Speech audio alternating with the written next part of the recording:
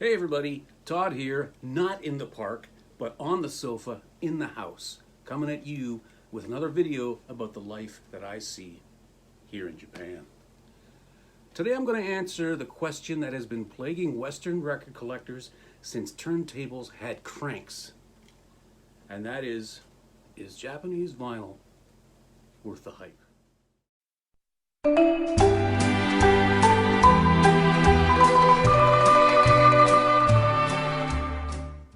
25 years ago, I was living in Vancouver, Canada.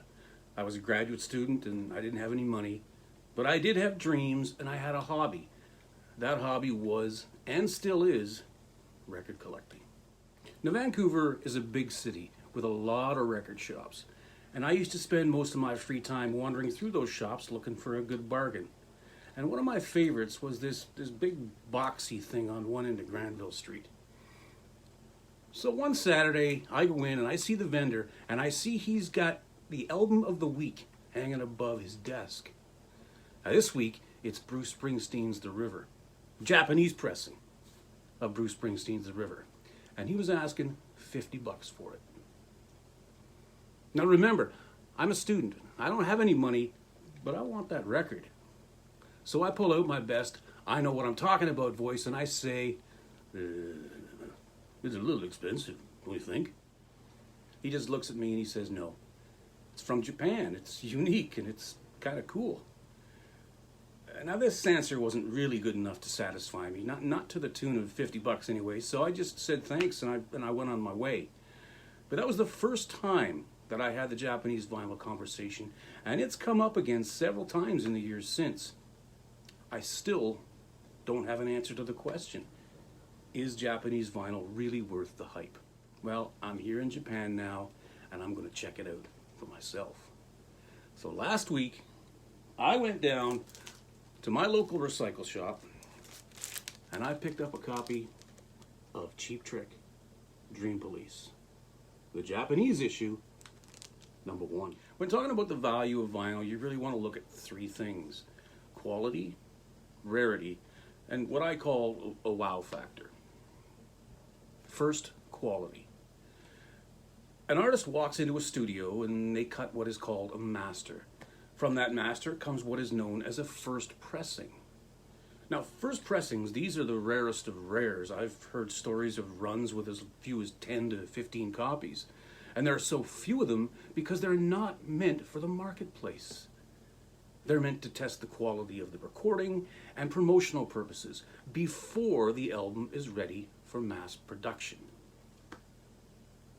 Now, what makes them so special, aside from the rarity, is that they are so close to the masters that their sound quality is about as good as you're going to get. If you've got one of these in your collection, hold on to it because it's pretty special. Check to make sure it's real, because a lot of times it might not be. A lot of fakes out there.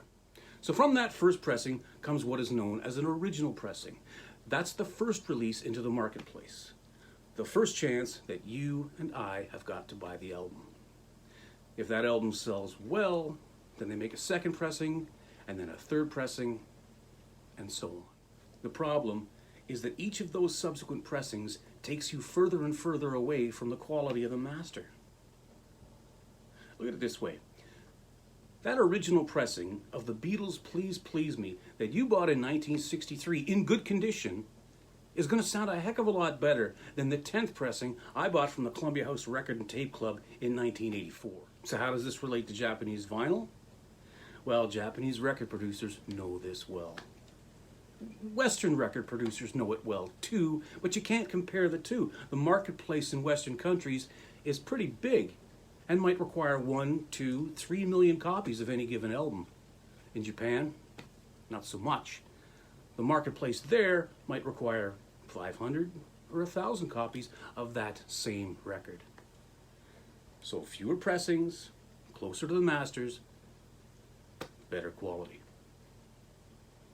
Now, admittedly, to the regular listener, again, you and me, we're probably not going to notice a huge difference between an original pressing and, say, a fifth pressing. But for those who care enough to look for it, they just might find it. And it's nice to have that choice. Which leads me to my second point, and that's rarity. And the quality argument sort of makes the point for me, but I wanna talk about Cheap Trick. Dream Police was released in the U.S. in 1979. It went platinum, over 1 million copies sold. It went triple platinum in Canada, 300,000 copies sold. It charted in the UK. It charted in New Zealand. It charted in India. It charted in Australia. This was a big album, and at one time there were millions of copies of it floating around. But in Japan, I don't know, 50, 100, 500 copies, maybe. I honestly don't know. I looked, I checked Billboard, I checked Discogs, I checked Maven. I even called my friend at Sony. Yeah, got a friend at Sony. And he said, well, that was a whole other company, so I don't know. The point is, I couldn't find any sales figures for this particular record in Japan. And that tells me that it either didn't sell well, or Japan just doesn't keep track of record sales. Not for Western artists, anyway. What I do know is that this is an original issue. Number one. I know this because it is the only issue of this record produced in Japan in 1979. In fact, there has only been one other reissue of this album in Japan, and that was some 38 years later in 2017 on something called the Oracle label. So, does all of this make this album valuable? No, not really. I mean, it's not the Beatles, it's not Elvis, it's not the Rolling Stones, it's Cheap Trick. And its monetary value will probably be decided by how much a Cheap Trick fan is willing to pay for it. It is, however, rare. And when you consider that a majority of the copies of this album distributed for retail in the United States were probably sold at Kmart, it makes this Japanese copy one of maybe 1,000, pretty special. So finally we get to my third point, and that is the wow factor and the unboxing. Now this is really a subjective thing. It's just my opinion, but I think most record collectors would agree that one of the reasons vinyl never really went away is because people like the package. It's an event. It's not an MP3. It's not a CD. It's something that you have to tuck under your arm to carry home with you, and it's something that you engage in, and I think that is the wow factor in itself. But Japanese producers are so good at presentation, and to start, we just look at the cardboard. The cardboard is a sturdy paper. It's solid. When you hold it in your hand, you know you're holding something of quality. It's strong enough that after 41 years, the corners are not folded in, and the spine is still strong. The colors are vibrant, and they show no signs of fading. You know, when I first opened this album, I thought to myself, I wonder if it's ever been touched. Seriously. Next is the Obi sticker, and that's this thing here. Basically what this is a promotional sticker added by the Japanese pressing company, and it's meant to give you information about the band that is not included in the original artwork. The band's name in Japanese, track listings. On the inside, you can see there are promotions for other epic artists. At the top is Boston, in the middle is Cheap Trick, and at the bottom, I think, is Judas Priest. This particular Obi sticker is in mint condition. I don't think I've ever seen one in this shape. The Obi sticker is really quite important because it's just a piece of paper. And more often than not, the purchaser of this album probably would have just taken the piece of paper off and thrown it away. But if it's still there, the collectability of this album does go up. Next is the record itself. Now you know you've got a Japanese pressing when you take it out of the cover and you see that the inner sleeve is custom cut to fit the record. This is done purely for convenience's sake. When you put it back into the sleeve, it's much easier to take out and put on the turntable. The other thing that is unique to Japanese pressings, I mean, you'll see these polyurethane inner sleeves on Western records, but you will not find Japanese records with paper inner sleeves because paper inner sleeves are notoriously bad for scratching the record.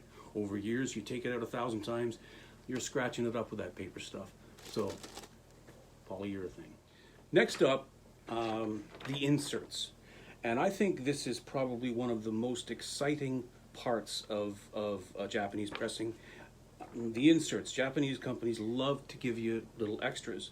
The first thing is the 4-page booklet that comes with this record. It's pretty much the same as the one that comes with the American pressing. I've got the American pressing at home. On one side you've got a picture of the band and you've got lyrics in red ink. But on the other side you've got the story of the band, or the track listings and the story of the band, and you've got lyrics in Japanese. So that's great. If you want to work on your Japanese while listening to Rick Nielsen guitar riffs, that's pretty cool. And then we have this. You know what this is? This is a registration form for membership in the Cheap Trick fan club, based right here in Tokyo 41 years ago. And it's in mint condition. I wonder if it's too late to join. This, I don't know if you can see it in the light, but this is an actual comment card, just like you'd find in a restaurant back home. 10 questions. Have you ever been to a Cheap Trick concert? What's your favorite Cheap Trick song? What do you think of the cover art? Would you buy another Cheap Trick album in the future? This is Japan for you. And I'm so glad that whoever bought this didn't fill it out. Untouched and great condition. And this I think is my favorite. I've never seen anything like this before. What this is an apology letter from Epic Records here in Japan. Basically it says, we are sorry for the delayed release of this album. We are also sorry for the delayed release of Cheap Trick live at Budokan. We will try to do better in the future. Please understand. Enjoy listening. I think this is pretty cool for 2 reasons. The first is that I was at another recycle shop just today actually, and I found another copy of Cheap Trick Dream Police, and that copy didn't have this. So that tells me I've got something pretty special. The other thing that I like about this is it's just another piece of proof that I've got an original pressing. I mean, if this were, say, a 3rd or a 4th pressing, there'd be no reason to apologize for its delayed release. It's been out for however many years. This was meant to apologize for the delayed release of the first and only original pressing. Pretty nice. So there you have it. The wow factor. You've got rarity, you've got quality, and you've got what I think is a pretty amazing package in Japanese vinyl. And it's for this reason that I would say, yeah, Japanese vinyl is worth the hype. Now there's one last thing that I want to say on this issue, and I guess we can consider this kind of an editorial. There's another fella on another YouTube channel. I won't say his name or give you the name of his channel because I'm new at this and I shouldn't be calling out fellow YouTubers at this point. He's a Goliath and I'm a David. He's got 22,000 subscribers, and my subscriber list at this point is my friends, my family, and the guy I met on the bus today. But this guy, he made a video about Japanese vinyl and he poo-poos. He poo-poos. He has 2 main arguments. The first is that Japanese pressings are mastered poorly. The bass is way down and the treble is way up, and this is done because Japanese people live in small boxy houses and they just don't like the boom boom coming through their thin walls. It's a pretty sweeping generalization, but I live in one of those small boxy houses and I listen to my Western music, and nobody's ever knocked on my walls because the bass was too loud. They knock for other reasons, believe me, but but not because the bass was too loud. So if on your travels you hear this argument, what I recommend to you is you do a test for yourself. Go down to your local record shop, pick up a copy of an album that you like, a Japanese pressing of a copy that you like, take it home and do a comparison test. I think you'd be hard-pressed to find a difference. If you listen for it, you might, but I think you'd be hard-pressed. Give it a shot. His second argument, and this is the one that really kind of got to me, his argument was that he goes to these record shows in the States, and when he goes there, he sees teams of 4 Japanese buyers coming in and buying up all the American product they can. And while they're doing this, they're laughing in the face of the American retailers for buying up all of this Japanese crap. Those are his words. They're laughing. The Japanese buyers are laughing in people's faces. That doesn't sound like any Japanese person I've ever met. Japanese people don't laugh in your face. It's just not part of the culture. And Japanese business people are savvy to the point of self-sacrifice. To say that a Japanese person would shame themselves or you or the very product that they are in the business of buying and selling, that's just absurd. Now, I'm not saying he's making it up. Chances are he has met more than a few Japanese collectors who do like American vinyl. But that's because it's American. It's different. And it's rare in this country, in Japan. You don't see a lot of American cars on the road here in Japan, but when you do, you know the person driving it bought it because he thinks there's prestige in owning an American car. And he probably paid twice what it's worth for that luxury. Proudly. And that's all I have to say about that. So thank you for watching today. I hope this was as interesting for you as it was for me when I was researching it. I hope it wasn't too wordy, and I hope I managed to answer a few questions if indeed you're asking these sorts of questions. In the future, I hope to make more videos about music and movies, so please stay tuned. And you can't tell me this doesn't look cool. This is pretty cool. Todd out.